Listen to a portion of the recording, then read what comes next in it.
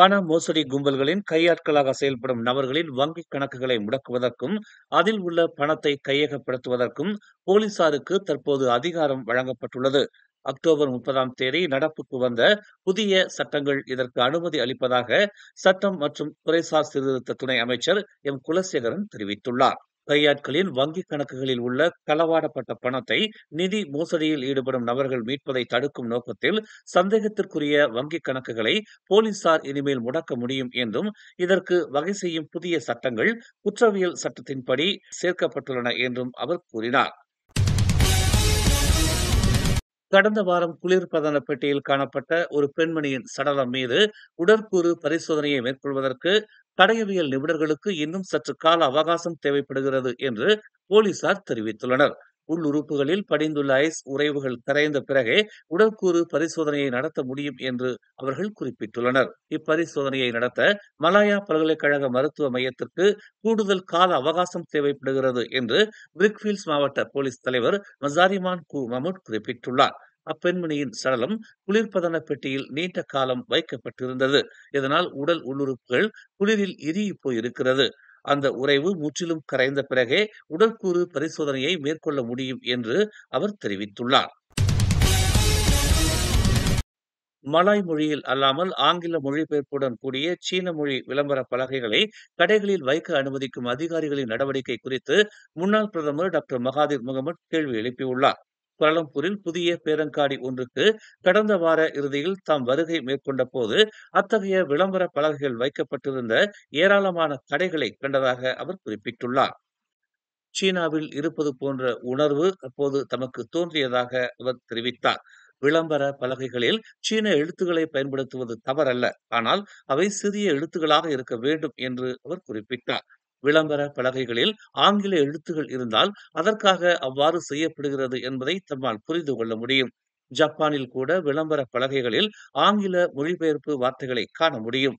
ஆனால் கோலாலம்பூரில் உள்ள விளம்பர பலகைகளில் பெரிய பெரிய சீன எழுத்துகள் காணப்படுகின்றன. இது மலேசியாவா அல்லது சீனாவின் ஒரு பகுதியா என கேட்க தோன்றுகிறது என்று தமது எக்ஸ் தள பதிவில் டாக்டர் மகாதீர் வினவியுள்ளார். 2010ஆம் ஆண்டு தகவல் அளிப்போர் பாதுகாப்பு சட்டத்தின் கீழ் தகவல் அளிப்போரை பாதுகாப்பதில் மலேசிய லஞ்ச ஊழல் தடுப்பு ஆணையமான MACC முழுமையாக ஈடுபாடு கொண்டுள்ளது என்று அதன் தலைமை ஆணையர் தான் ஸ்ரீ அசாம்பாக்கி தெரிவித்துள்ளார். தகவல் அளிப்போர் தொடர்பான கருத்தை பொதுமக்கள் அவ்வப்போது தவறாக புரிந்து கொள்வதாகவும், லஞ்ச ஊழல் குறித்த தகவல்களை கொண்டிருப்போர் இயல்பாகவே பாதுகாப்பை பெறுவார்கள் என்றும் சிலர் நினைத்துக் கொண்டிருப்பதாகவும் அவர் குறிப்பிட்டுள்ளார். இந்த பாதுகாப்பை பெற வேண்டுமென்றால் தவறாக பயன்படுத்தப்படுவதை தடுக்கவும், ஆக்கப்பூர்வத்தை உறுதிப்படுத்தவும் ஒருவர் அதற்கான சட்ட விதிமுறைகளையும் வழிமுறைகளையும் அவசியம் பின்பற்ற வேண்டும். முதலாவதாக, ஒரு குற்றச் செயல் குறித்த தகவல்களை பொதுமக்களிடம் வெளிப்படையாக அம்பலப்படுத்தக்கூடாது. ஆனால் அப்படி செய்துவிட்டு அதன் பின்னர் தகவல் அளிப்போர் பாதுகாப்புக்கு விண்ணப்பிக்க முடியாது. காரணம், அவர் அவரின் அடையாளத்தை வெளிப்படுத்தி இருக்கக்கூடும் என்பதுடன் செல்லத்தக்க அல்லது செல்லத்தகாத தகவல்களை அவர் அம்பலப்படுத்தியும் இருக்கக்கூடும் என்று அவர் குறிப்பிட்டார்.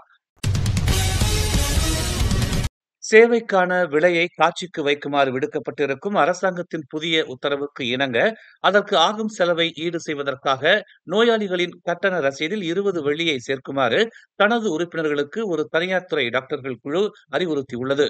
தனியார் சுகாதார தரப்பினருக்கு எதிரான அதிகப்படியான கட்டுப்பாட்டினால் ஏற்படக்கூடிய செலவுகளை சமாளிக்க இந்த ஒழுங்குமுறை இணக்க கட்டணம் அவசியமானதாக இருக்கிறது என்று நேற்று வெளியிடப்பட்ட ஒரு அறிக்கையில் மலேசிய தனியார் மருத்துவர்கள் சங்க சம்மேளனம் தெரிவித்துள்ளது. பிரேசிலுக்கான தமது பயணத்தை கடந்த ஞாயிற்றுக்கிழமை தொடங்கிய பிரதமர் டதஸ்ரீ அன்வார் இப்ராஹிம் அதன் தலைநகர் ரியோ டி ஜெனீரோவில் உள்ள முஸ்லிம் சமூகத்தினருடன் ஹலால் விவகாரம் மற்றும் இஸ்லாமிய சமய போதனை குறித்த விவாதத்தை நடத்தினார். பிரேசிலில் உள்ள முஸ்லிம் சமூகத்தினரிடம் கல்வி மற்றும் இஸ்லாமிய போதனைகள் மூலம் இஸ்லாமின் நிலையை உயர்த்தும் முயற்சிகள் மட்டுமல்லாது ஹலால் தொடர்பிலான விவகாரங்களை ஆதரிக்கும் மலேசியாவின் ஈடுபாட்டையும் அவர் மறு உறுதிப்படுத்தினார். மேலும் செய்திகளை தெரிந்து கொள்ள தமிழ் மலர் நாளிதழை பாருங்கள்.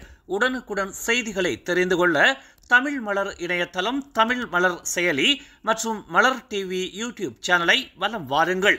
எங்களோடு இணைந்திருக்க மலர் டிவியை பதிவு செய்து கொள்ளுங்கள். உறவுகள் மகிழ்ந்திட விருப்பம் மற்றும் பகிர்வு சேவையை சொடுக்கிடுங்கள்.